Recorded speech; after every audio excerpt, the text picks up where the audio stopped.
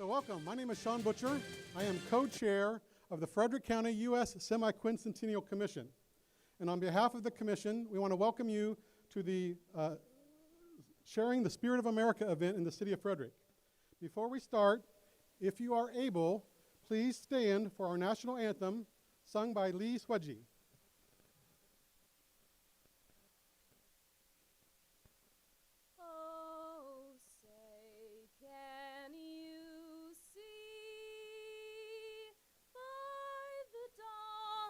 Early light, what so proudly we hailed at the twilight's last gleaming, whose broad stripes and bright stars through the perilous fight o'er the ramparts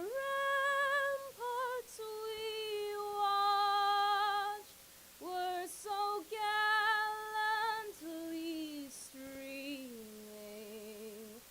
and the rocket's red glare, the bombs bursting in air, gave proof through the night that our flag was still there. Oh, say does that star-spangled banner yet wave o'er the land of the free and the home of the brave?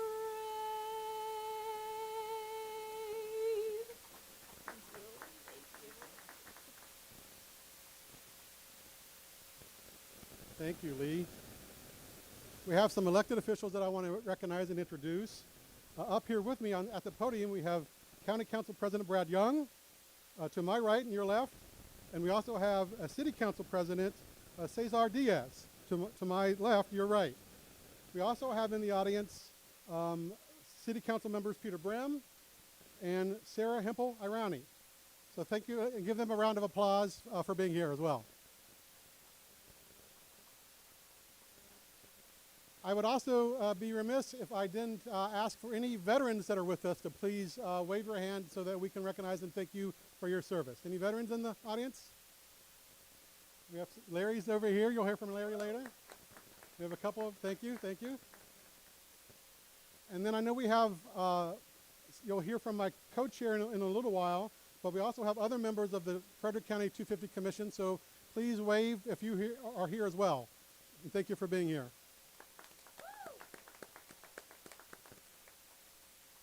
So just a little bit of a background about why we're here.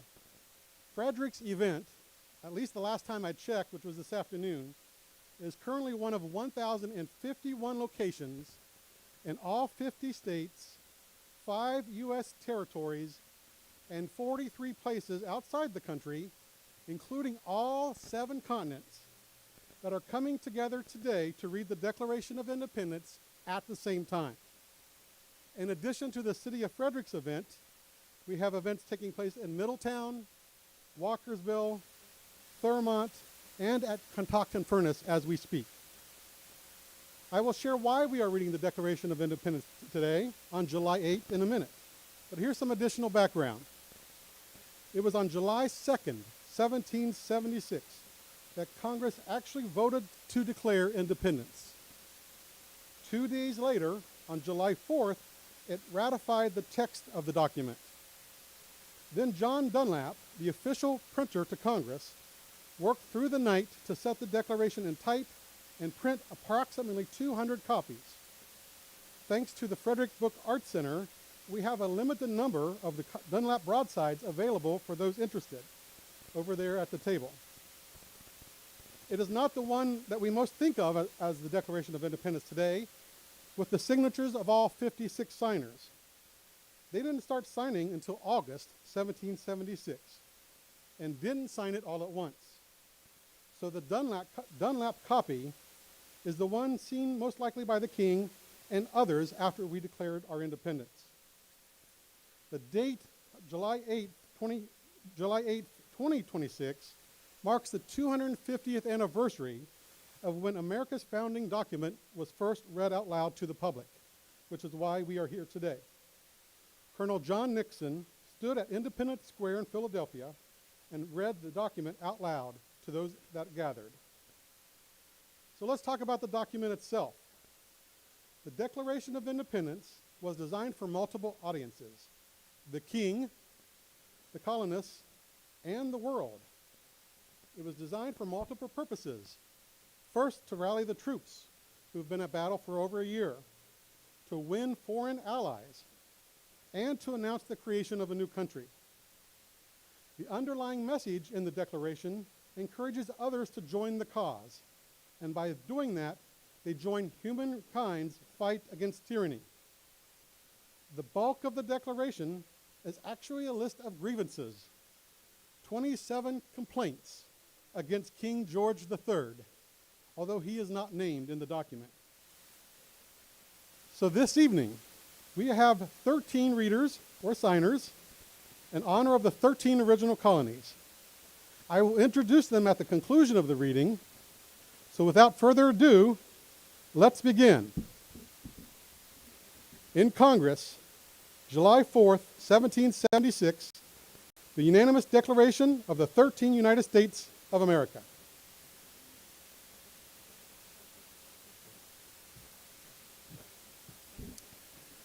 When in the course of human events it becomes necessary for the people to dissolve the political bands which have connected them with another and to assume among the powers of the earth the separate and equal station to which the laws of nature and nature's God entitle them, a decent respect to the opinions of mankind requires that they should declare the causes which impede them to the separation.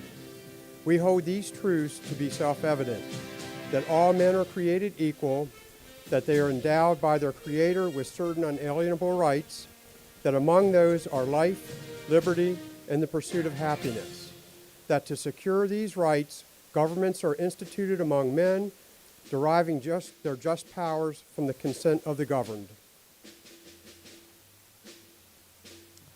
That whenever any form of government becomes destructive of these ends, it is the right of the people to alter or to abolish it, and to institute new government, laying its foundation on such principles and organizing its powers in such form as to them shall seem most likely to affect their safety and happiness.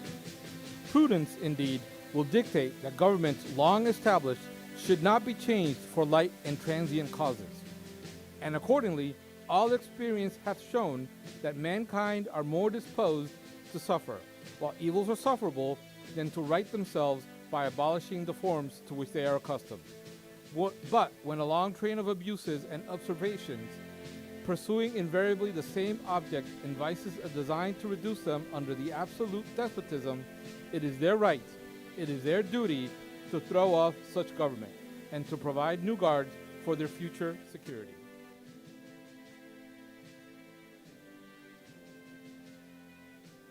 Such has been the patience, the sufferance of these colonies, and such is now the necessity which constrains them to alter their former systems of government. The history of the present King of Great Britain is a history of repeated injuries and usurpations, all having in direct object the establishment of an absolute tyranny over these states. To prove this, let facts be submitted to a candid world. He has refused his assent to laws, the most wholesome and necessary for the public good. He has forbidden his governors to pass laws of immediate and pressing importance, unless suspended in their operation till his assent should be obtained. And when so suspended, he has utterly neglected to attend to them.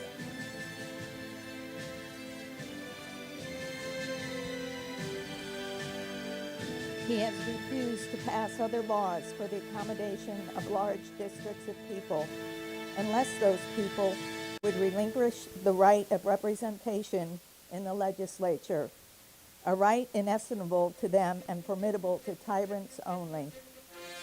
He has called together legislative bodies at places unusual, uncomfortable, and distant from the depository of their public records, for the sole purpose of fatiguing them into compliance with his measures.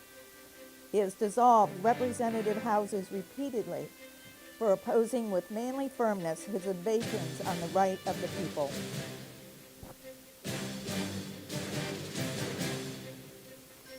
He has refused for a long time, after such dissolutions, to cause others to be elected, whereby the legislative powers, incapable of annihilation, have returned to the people at large for their exercise, the state remaining in the meantime exposed to all the dangers of invasion from without and convulsions within.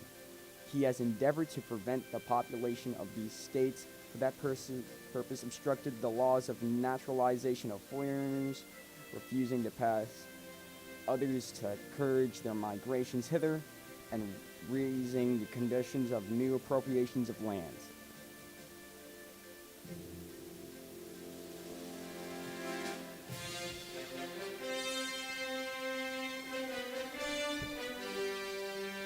He has obstructed the administration of justice by refusing his assent to laws for establishing the judiciary powers. He has made judges dependent on his will alone for the tenure of their offices and the amount and payment of their salaries. He has erected a multitude of new officers and sent hither swarms of officers to harass our people and eat out their substance.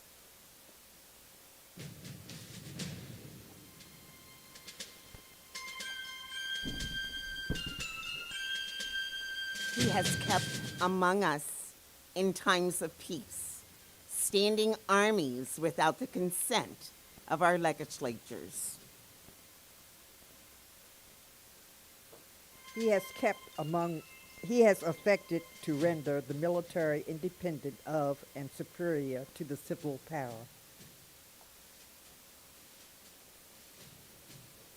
He has combined with others to subject us to jurisdiction foreign to our Constitution and unacknowledged by our laws, giving his assent to their acts of pretended legislation.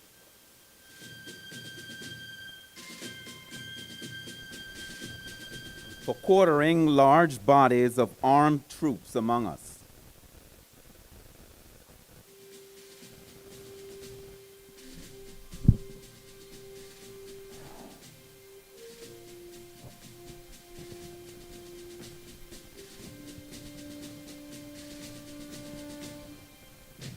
Protecting them by a mock trial from punishment for any murders which they should commit on the inhabitants of these states, for cutting off our trade with all parts of the world, for imposing taxes on us without our consent, for depriving us in many cases of the benefits of trial by jury, for transporting us beyond seas to be tried for pretended offenses,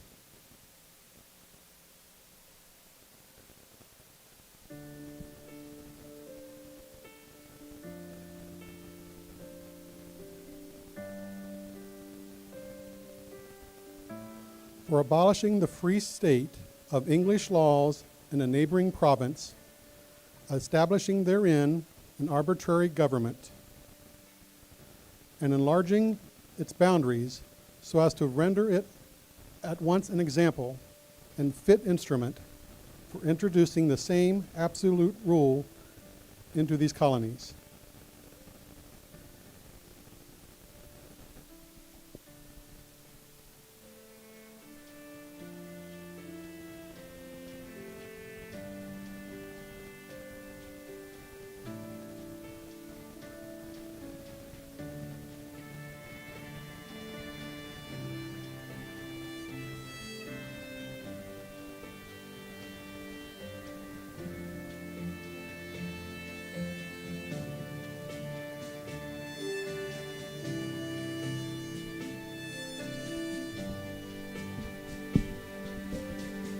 For taking away our charters, abolishing our most valuable laws, and altering fundamentally the forms of government, for for suspending our own legislatures and declaring them invested with power to legislate for us all in all cases whatsoever.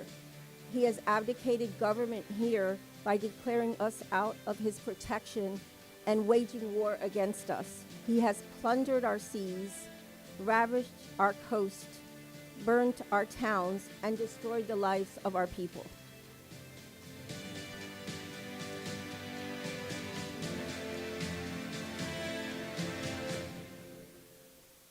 He is, at this time, transporting large armies of foreign mercenaries to complete the work of death, desolation, and tyranny, already begun with circumstances of cruelty and perfidy, scarcely paralleled in the most barbarous ages, and totally unworthy the head of a civilized nation.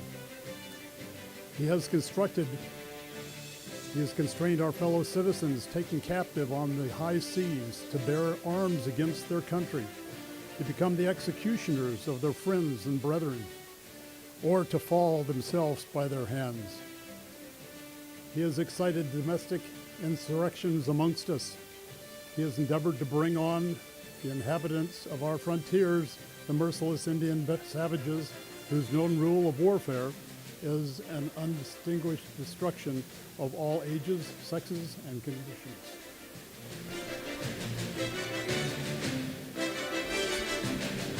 In every state of these oppressions, we have petitioned for redress in the most humble terms. Our repeated petitions have been answered only by repeated injury. A prince whose character is thus marked by every act which may define a tyrant is unfit to be a ruler of a free people. Nor have we been wanting in attentions to our British brethren. We have warned them from time to time of attempts by their legislature to extend an unwarrantable jurisdiction over us. We have reminded them of the circumstances of our immigration and settlement here.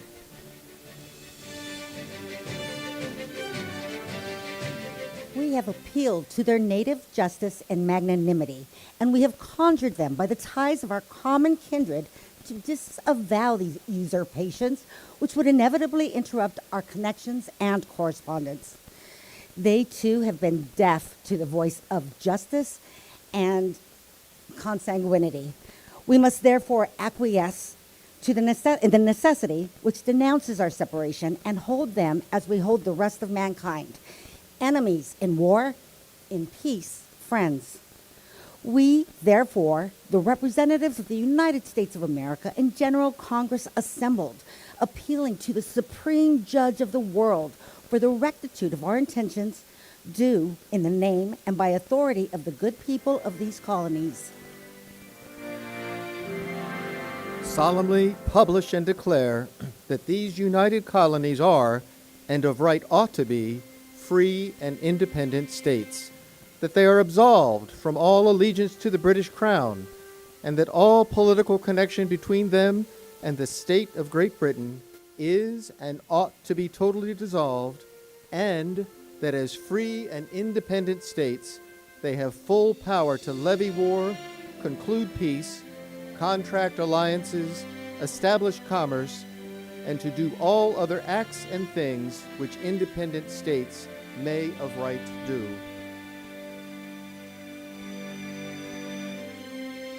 And if everyone can join in, and for the support of this declaration, with a firm reliance on the protection of divine providence, we mutually pledge to each other and our lives, our fortunes, and our sacred honor.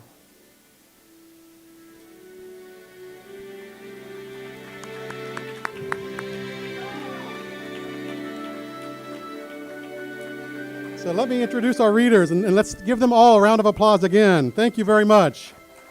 We had County Council President Brad Young, City Council President Cesar Diaz, representing the Sons of the American Revolution, Gerald Harris, representing the Daughters of the American Revolution, Dottie Olson, representing the Frederick Youth Council, Liam Kalpskoff, representing the Asian American Center, Elizabeth Chung, representing Arch, we have Barbara Thompson, Rose Cheney, Don Orlam, and Will Graham. Representing the Maryland Deaf Center, Marilyn Lawley and Lori Bonet. Representing Centro Hispano de Frederick, Dr. Suzanne Salix. Representing our nation's military veterans and Platoon 22, Larry Hill. Representing the Nigerian Association of Frederick, Nathaniel Oladande. Representing the County Executive's Office and my co-chair, Isela Bravo. And last but not least, representing the Frederick Center, City Council Member Peter Brehm.